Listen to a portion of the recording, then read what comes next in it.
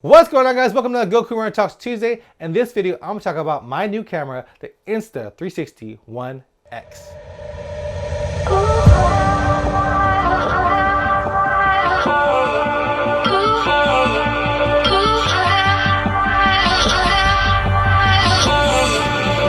So if you guys don't know about 360 cameras, this is the one I chose to get.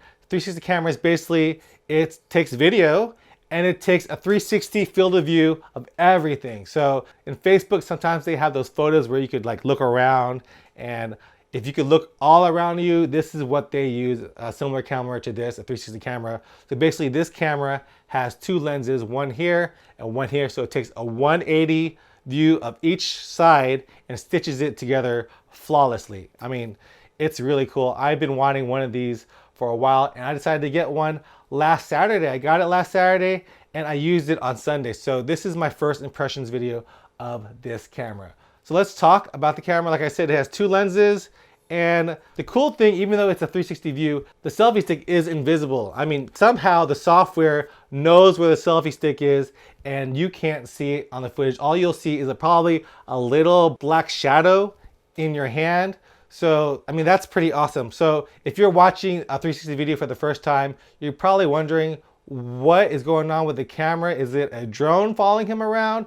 Is there somebody else filming him? A lot of people don't know about 360 cameras, so I thought this would be really cool to work into my videos. So that's why I got this camera. What I didn't know about the camera was it's actually pretty large. I mean, this is probably about 4 to 5 inches long.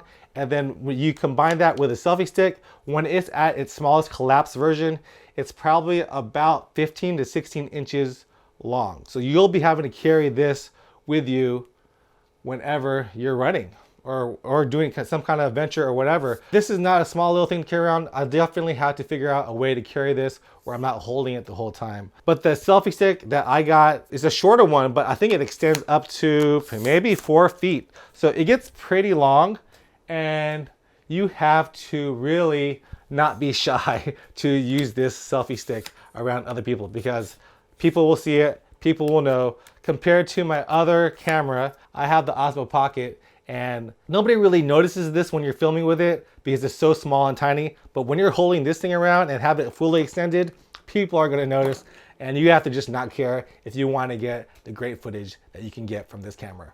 Another thing about this camera, it's not that light. I mean, in hand, you have to really want to shoot 360 video for your viewers if you're going to be carrying this sucker around, because it's not that light. Like I said, I'm gonna have to find a way to carry this around with me if I want to use these in future videos, because during that race, it got a little annoying to carry this camera and to try to film with this. So one of the things that I did not like about this camera was when you turn it on, it initially turns on to the camera mode. I don't want to use camera mode, I want to use video. So you have to press this button again and then press the top button to record. It's a 3-step process. With the Osmo Pocket, it was a 2-step process. You had to press the on button and then the record button. And with the GoPro, the easiest of all of them, you just press one button at the top and it recorded, and one button at the top again and it stopped recording. So that's what I liked about the GoPro. Hopefully they can do something like that for this thing, because sometimes it's a little bit of a hassle to try to see this little tiny screen to see if it's actually recording. So I wish it had like more audible beeps so you could hear when it's truly recording, and have it on default mode to shoot video at the beginning, not defaulted at the camera setting, because I don't use the camera very much. I'm all about the video. It does have this little case that you want to keep your Insta360 in, because the lenses are bulging out and you don't want to scratch these things because it's going to affect the video quality of your footage. All right, so let's talk about battery life of this thing. So the battery is just in this little latch right here. Small little battery. Let's see how big it is. It's a 1200 mAh, whatever that stands for, or a 4.35 volt battery. And this lasts about, I would say 30 minutes on one charge. I had to change the battery out after mile 6. And usually when I use a lot of my cameras, like the Osmo Pocket, this will last me the whole race. I've actually used this for ultra marathon and it lasted me the whole time. I'm not shooting the whole race. I'm just shooting clips, like maybe 20 to 30 second clips of of the race each time. So I don't use a lot of battery, but for this, I found out that I had to at least have 2 batteries for a half marathon, and you'll probably need 2 batteries if you're gonna run anything more than a 5K. All right, let's talk about the workflow of the Insta360 camera. So you got the footage taking is the easy part. You just have to put it in front of you and it'll record a 360 view of everything. But you can't just throw up all that 360 footage on a flat screen because it's not gonna look right. It'll look something like this. And that's not what you want your viewers to see. So in order to show your viewers what you want them to see, you have to frame each 360 shot. So I took about 50 to 60 shots during the half marathon. So I had to frame up each of those 60 videos before I could finally edit in Adobe Premiere.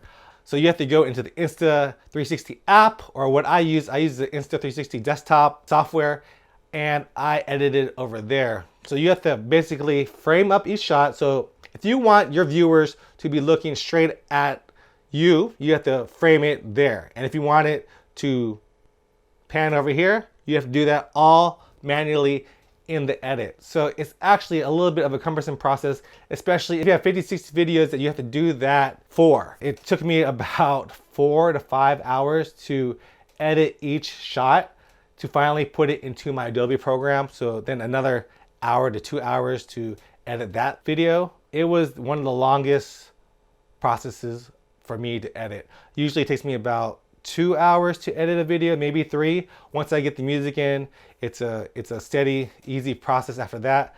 But this one was a bit cumbersome for me. I don't know if I'll use this again for a full race video. It probably is really good for like B-roll footage during a race. Like I'll use my Osmo Pocket to talk to whenever I'm just talking to you guys. But for B-roll, such as me running down the road or showing shots of my feet or my legs, I think this is gonna be really good for that, because editing all those shots was really annoying. You can also edit through your camera. I haven't really done that yet, but supposedly you could edit and just kind of edit with your camera. It'll be like you're looking through the camera lens in your camera, and you could just shoot like that. I'm not really sure how that works. I haven't done it yet, but I'll probably try that out for the next edit. So yeah, this Insta360 camera, it's a really cool piece of equipment to have for my videos.